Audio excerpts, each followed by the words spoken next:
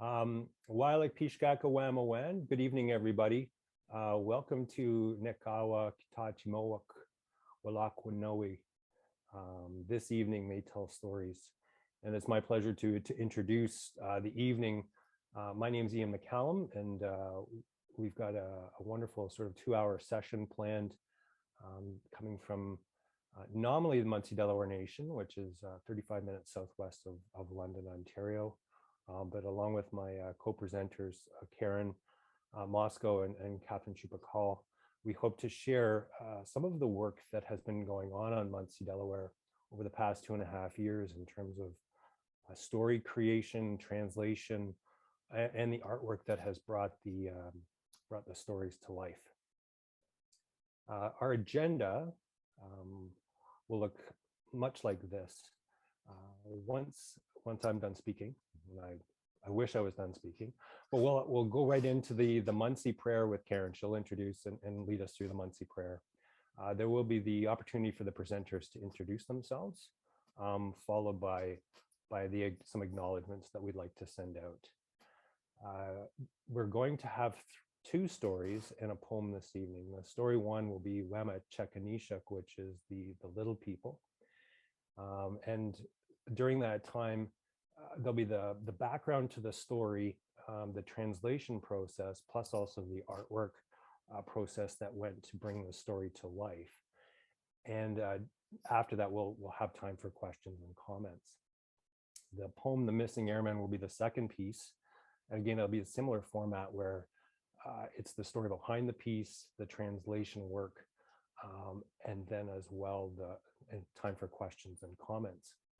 And then finally, story 2, the story of Tecumseh, Jacob tells a story, will be offered up, and that'll be the same process. What's the story behind it in English?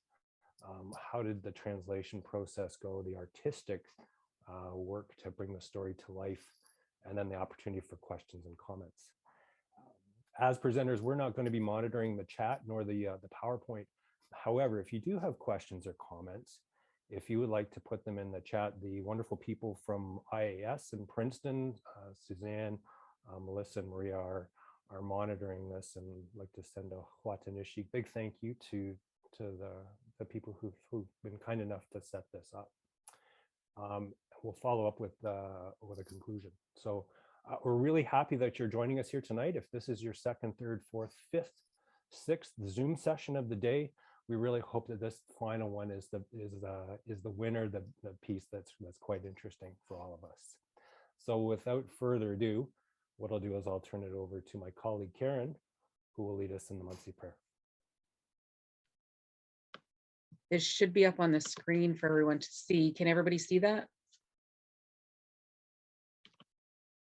So our Lunaape prayer, the first line is the Lunaape spelling. The second line is my interpretation of the phonetics. And the third line is English, of course.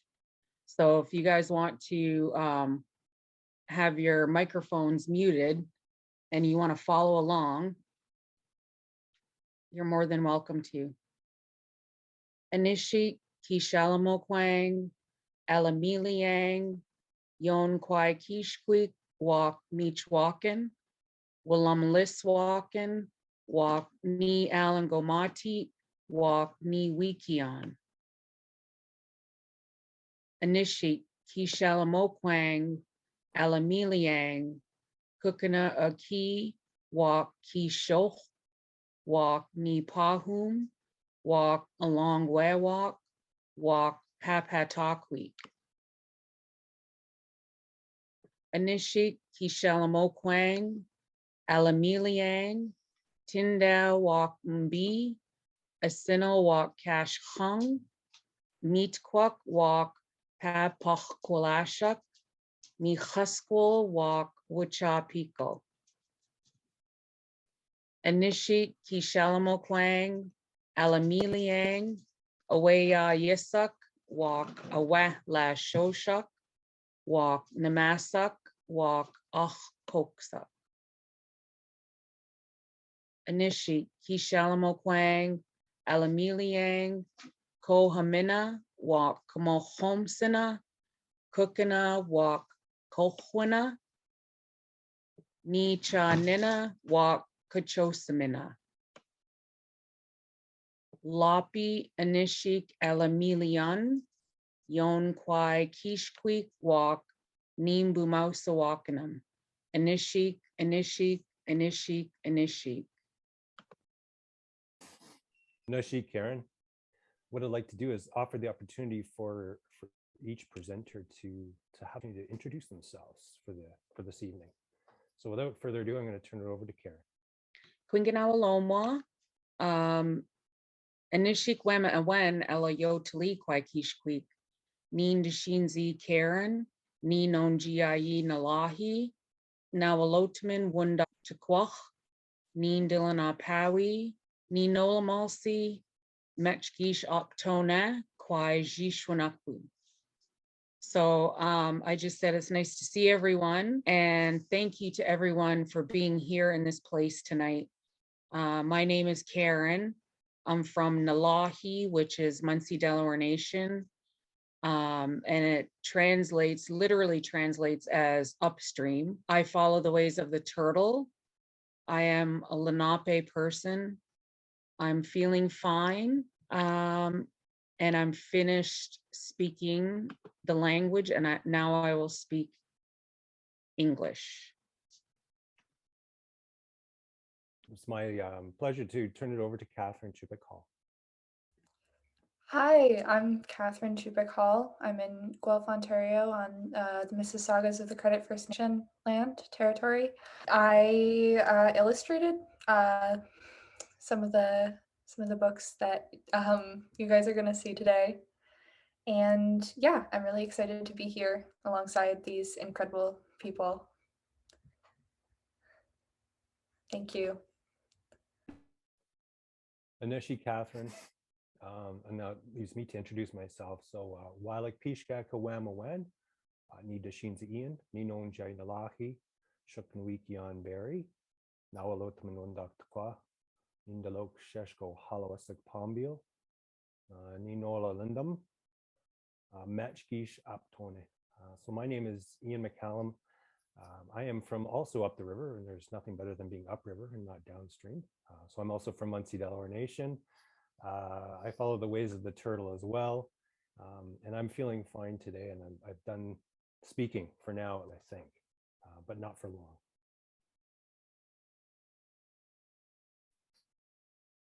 I'd like to offer some acknowledgements, and my co-presenters, if there's anything I've forgotten, feel free to jump in. Did want to acknowledge that we're gathered here all over North America this evening. It's one of the benefits of working on Zoom and working with language and sharing things. But we do ask that you think about the treaty territory that you're on. And because this is a storytelling and a language evening, if you could acknowledge or find out more about the languages, the indigenous languages that were spoken on the land that you're currently on, that would be a wonderful term of respect as well. We would like to acknowledge our family and friends in terms of supporting us for this evening, as well as our communities. So communities of Munsee Delaware, language speaking communities, artistic communities. We'd like to thank the family of James Moses, who the poem is about, the second poem, and the Moses family. They're from 6 Nations. They're Delaware from 6 Nations. But we want to extend the acknowledgement out to them for being so kind and generous to share the poem. I do want to acknowledge my colleague Karen, who had to put up with my lousy translations, and then she made them gold once I've muddled through. And then as well, Katherine, who had to work through all of my all my story work to try and illustrate them. Like to acknowledge also family members who shared the stories and had to listen to them, including pets who may not have wanted to listen to the Munsee language, but were forced to. And as well, the kind people from IAS in Princeton who were kind enough to put this together this evening in terms of all the technical piece, but also in terms of monitoring the chat. We do also want to acknowledge that this is an appropriate storytelling time of year. for the Munsee people. So we're doing something that would be traditionally respectful. A couple of housekeeping items before we get going. And I apologize, maybe I'll stop there. Karen or Catherine, did you have anything you wanted to add to the acknowledgements? I just wanted to say Housekeeping to Judy Abbott for allowing us to use her artwork on the poster. It's beautiful artwork, and we really appreciate it.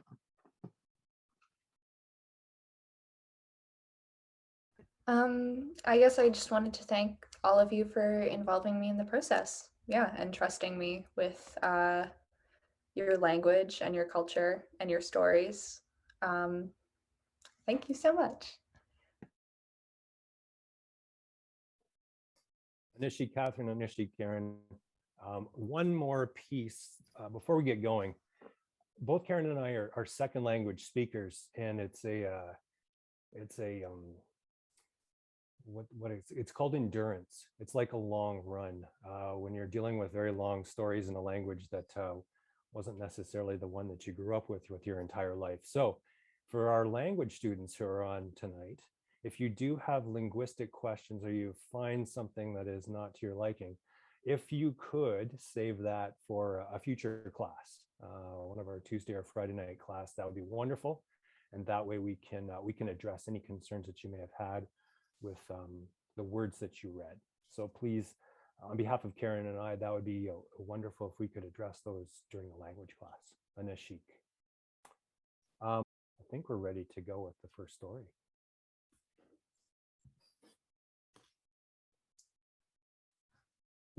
So this is my, the background to the story, Weemachekaniishak, happened when I was a small child. And my parents used to take us out to Munsee, Delaware quite often. My grandmother used to refer it to going out to the farm. She'd never said going out to the reserve, but my great-grandfather Alonzo was in his late 80s at the time, and a lot of my parents' time was spent helping him out, making sure that he had what he needed or fixing around the farm. And oftentimes my parents would also leave us there to go and do errands in town. My grandmother was watching us. My great-grandfather nominally was watching us because he's quite an older man. We did have a duty because he used to sit in a chair by a window. His TV was right in front of him, and he used to smoke a pipe. And if he fell asleep while smoking his pipe, you wanted to make sure that your great-grandfather didn't get burned by a pipe. So as kids, we had our own specific job as well to make sure that there was no injury to the older people in the house. Alonzo could speak the language, so he grew up in a household where Munsee was the first language. His brothers and his sister all spoke the language. However, the story that I'm going to relate to, he told me, but he didn't tell me in Munsee. He told me in English, and that's the story of the little people. Our house on the reserve was located close to a forest, and there's all sorts of, I guess, superstition brought about by living so close to the woods, and I think that has to do with the issues of residential schools over Canada's history, and the things that are sometimes traditional, cultural, or linguistic can be seen with suspicion. So, I mean, our house was located close to the woods. In fact, Karen's family lived across the road. So it's kind of interesting that two language people are associated with living very close together. So it was a summer evening. I couldn't have been more than 4, which would place it, I don't know, about 1976 or 1977, kind of the height of the disco era, but disco was only the prevailing music of the kids on the res, not my great-grandfather. Anyways, I noticed that there were lights bouncing along the fence. And while that could have been fireflies, he had a different take on it. And the story that I created, that Catherine illustrated, is sort of a part of respect in terms of that story. So maybe what I'll do is I'll dive right in. So oh, sorry. No, that's not the process. Catherine, do you want to talk about the artwork? I apologize. I'm getting ahead of myself. I feel like I'd like to talk about the art afterwards, if that makes sense. Just like if there's anything in particular that you want to bring up about the artwork, then I can butt in. But I feel like it would be more appropriate after everyone's seen it. Okay. Yeah, that makes sense. Okay. Yeah, there's nothing to preface this here. I might have something for the other. Okay. All right. So here's the difficult part now. As a second language speaker, I'm going to try and muddle my way through this work. This story actually turned out to be more difficult, and it's more difficult to read because of the verb and subject conjugations and the Munsee language love of using the X sound, and the X sound is a sound. Hence the reason why I'm chewing some gum and keeping my mouth moist, is that it's like a German as in Bach. The other part that's really quite difficult in speaking the language in this part is that the words tend to be quite long. A lot of Indigenous languages have longer words, and those words are more, I don't know, they're more descriptive than your English words would be. The translation process for this took place over 2.5 years. So since 2019, late 2019, Karen and I were talking about, could we gather 4 stories from our community that we could translate into the language to build up resource material for future language speakers. It also has a second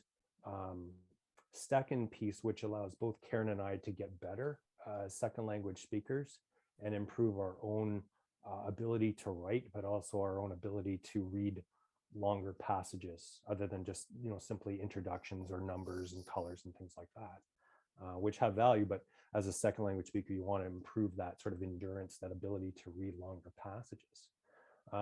With COVID, we couldn't interview anyone. So, wanted to keep people safe, wanted to keep the older people safe in the community. So we sort of did a dive into our own personal stories. And that's where Weemachekaniishak, the little people, came from, was that it was a story that was already accessible, that came from one of the older people in the community, Alonzo Logan, my great-grandfather. So here goes. I'm gonna do the respectful thing, and I'm going to speak in the language first. There will be probably interruptions where I need to go back and reread the word. I will give that, but I'll also translate into English. So Weemachekaniishak. If you want to go forward, Melissa.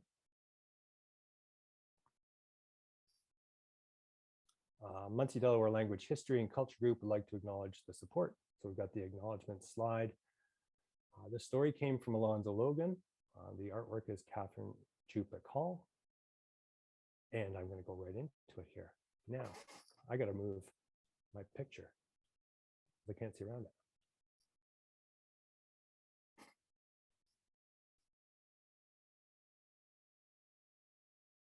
Nope. There we go. All right, here we go. Kenshta ni nawit poma namokamas. Long ago, I stayed with my grandfather. Next slide, please. Kilona pako ikalawika wikwane wakkope. We live at the end of a road in the forest. Next slide. Ngwit pishkawini ni nalahii Lunaape. One night I was looking out of the window. Ni nalahii chengi wape waawehleewak kteekhiikeew. I saw small white lights bouncing along the top of the fence. Next slide. Ni nalahii chengi waapalachin aanihkwaachiimuwak. Seeing the small bright lights. Aanihkwaachiimuwak. I ask, what are they? Neekaawa Weemachekaniishak wunj. he told me that they were the little people who live in the forest. Weemachekaniishak waak tatas sawiwi. The little people live sometimes during the little people visit sometimes during your life. Next slide. Weemachekaniishak waak Nalahii Lunaape waawehleewak Nalahii. The little people visit those people who believe in the old ways.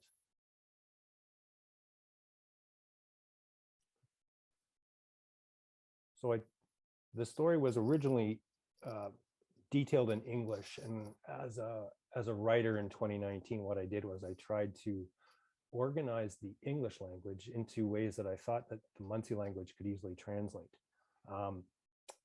One of the difficulties is that if you have a story that's very heavy in terms of English language terminology, oftentimes you won't get that same translation, and you run into all sorts of difficulties in finding appropriate words to match within the language, or you have to completely change things to make, you had to come at it a different way.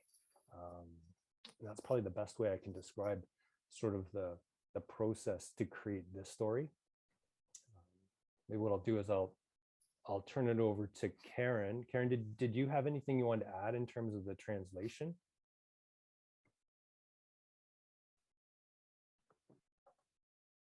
No, I think that was awesome. You did a great job on that. And I just wanted to say, like, on all of these translations, there are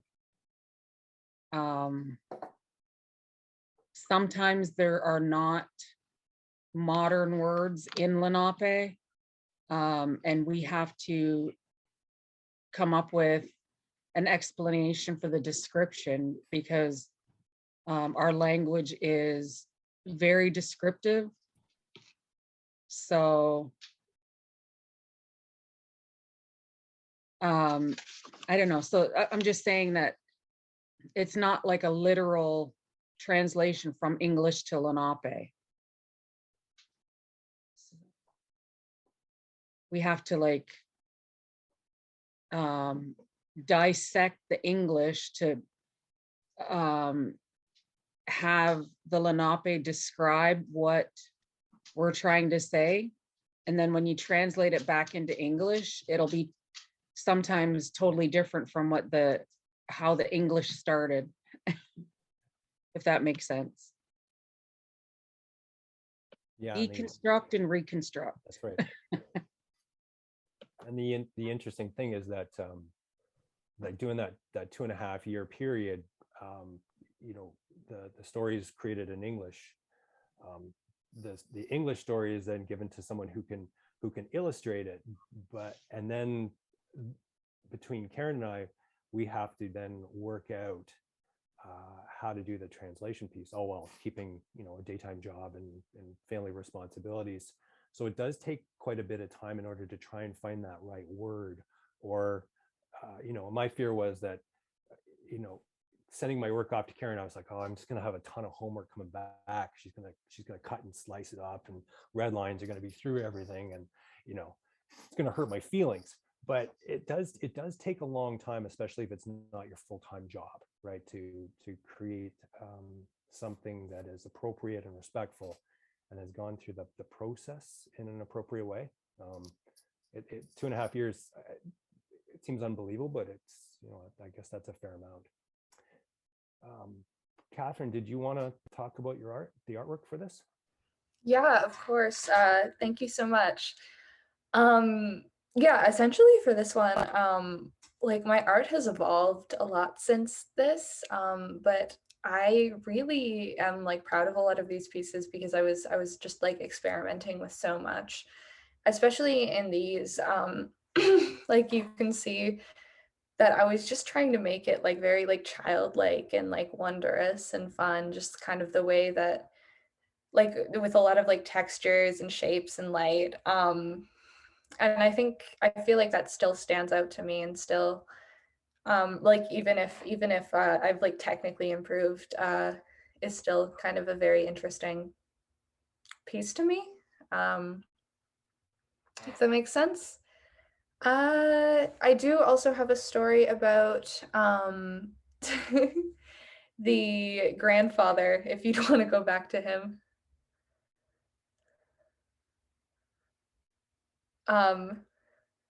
Like the first image of him, I had like, well, presented like a similar thing to that second image, mustache, with no glasses and the pipe, and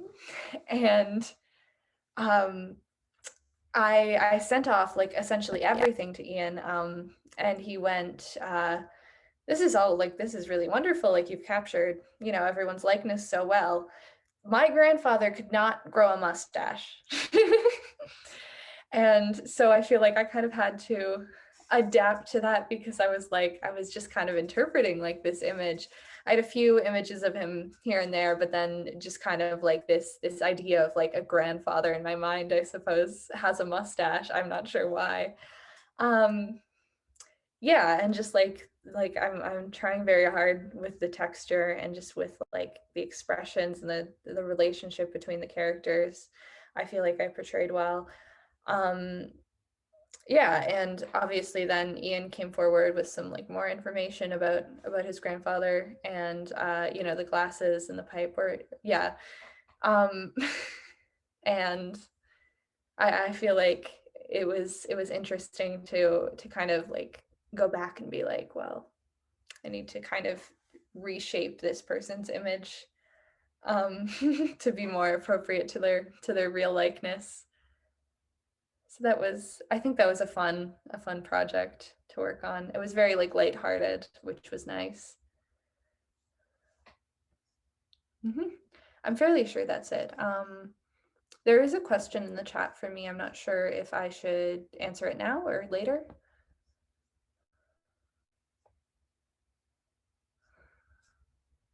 What do you think, everyone? Do you want to open it up for questions and comments? That would be great for me. I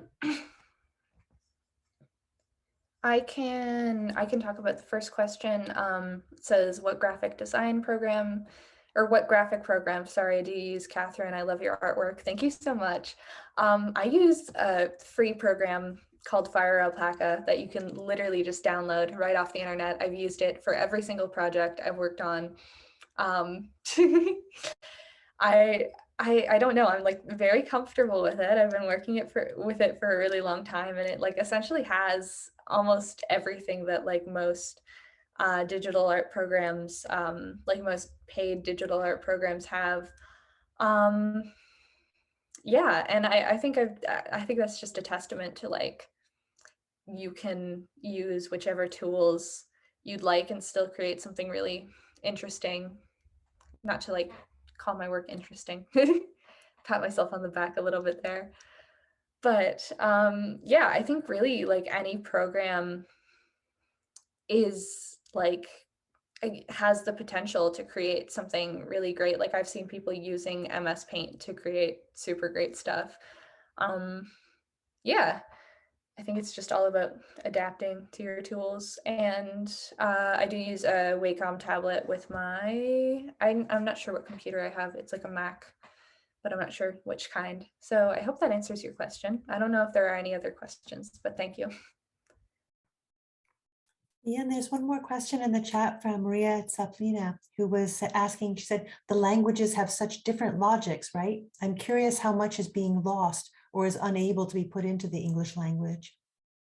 I don't know if you or Karen might like to comment on that a little bit more. Yeah, it's I guess it's something that's in the back of your mind as a person who's trying to learn or to promote the language. Is the stuff that you don't, I guess, that you don't know. I'm thinking back to when I was a kid, and I heard people speak in the house to my grandfather, and my grandmother said things, and my great grandfather said a lot of things, and You know, when people came over, older people come over and they're saying all sorts of other things. You know, but as a kid, you don't know any better. You're trying to pick up what language you know, and then you know, I guess it's with retrospect. As an older person, you go, oh, okay, you know, what did I miss out? And we're fortunate that there's lots of recordings of people during that time period. You know, some linguistic anthropologists from the United States came up and interviewed a lot of older people from both Munsee and Ravingtown. So we can listen to that, but of course, missing also is now the dialect difference between the two communities. So I guess you could go into that world of what's missing. I try not to. I try to be optimistic and go, what do we have? What you work with now to support language programming, like the stories that we've got this evening, plus, you know, all sorts of, you know, social media recordings.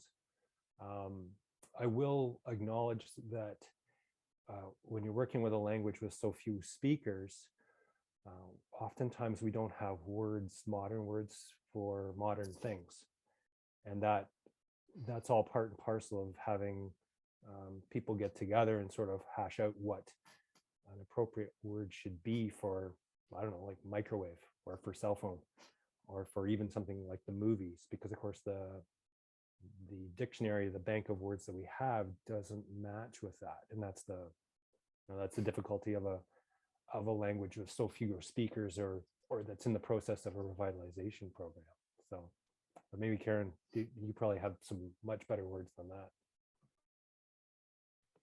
Well, I think we've learned in class too that there are different ways to say the same thing. So if we're translating something modern, like computer, you know, it could mean something descriptive to one person, and then it could mean something a little different in their description for another person. So that's why it's important to get together as groups, you know, to I guess to work on things together to figure out some translations. And I worked on I have one example. I worked on a translation for a friend of mine. She wanted to do something at church, and it's been a long time since I went to church.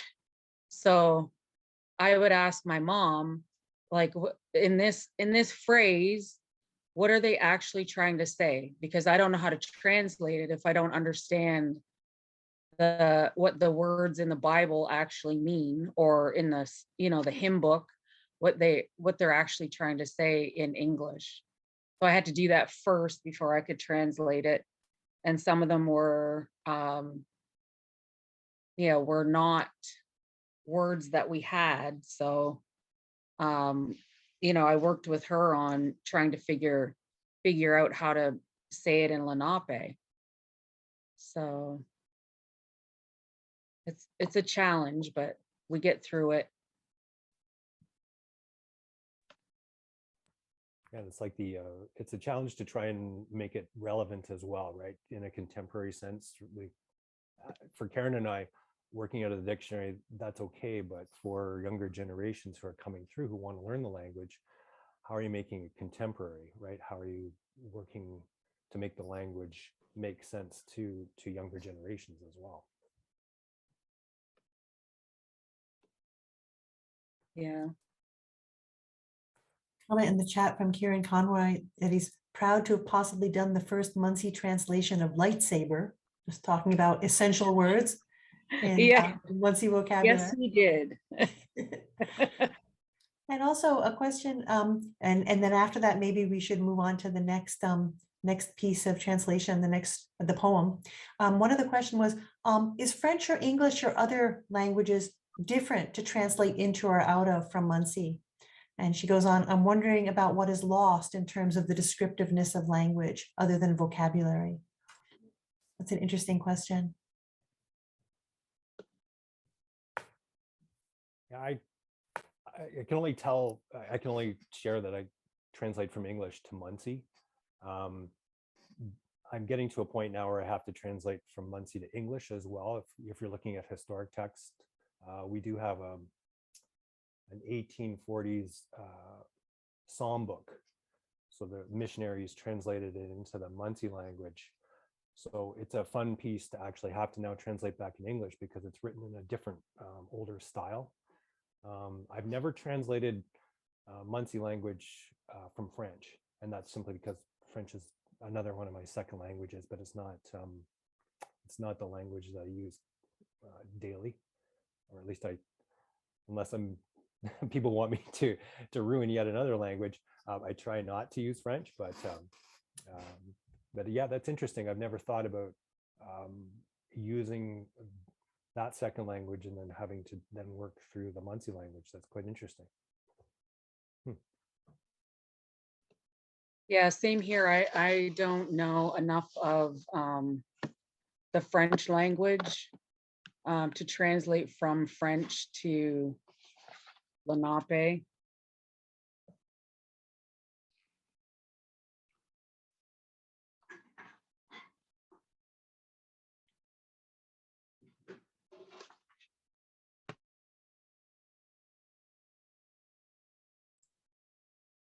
And I just wonder, besides the translation, because obviously, you know, things that Glenn Jacobs taught us is that the minute you go, you know, to English, you know, it becomes colonized. So I understand that. And I also wonder about the story, the traditional knowledge and stories within this story, if the content, if that makes sense, you know, and stories around the little people and what those are. So I'm thankful for the language in the book, and I really like the whole book.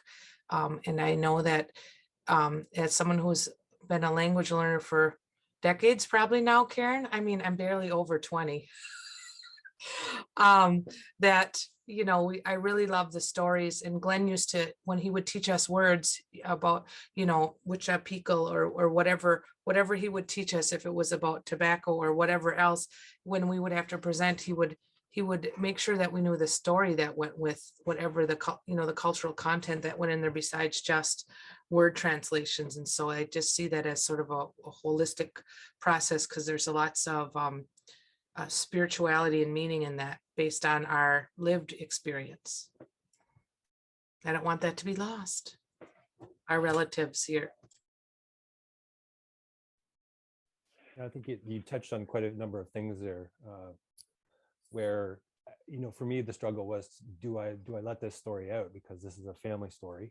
And I touched base with both Karen and my family and said, is this something that I can do?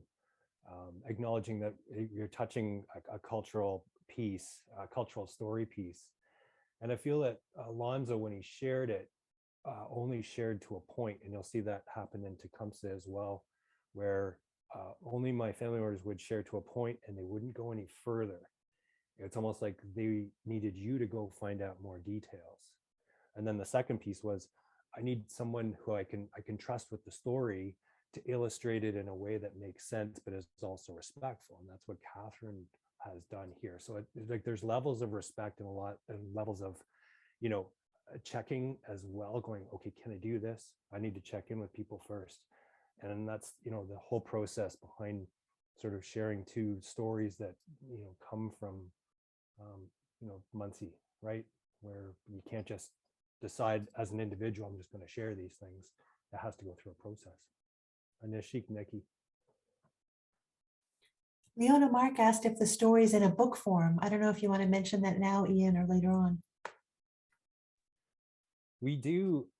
We have probably in the neighborhood of between 15 and 20 language books for our community. The majority of them have been created between 2018 and now. These two stories will be part of a 4-story book. So Weemachekaniishak and kteekhiikeew are part of 2 of 4 stories that will be in a set unto themselves. So they're the community stories, whereas our other language books sort of work through colors, numbers, introducing yourself if you're hungry. We have all sorts of books, but of course, it's the times that we're in, so they're not easily accessible. But the website, our language website, will be up by the end of the month, and therefore they're free to download. So you can access the stories through our website.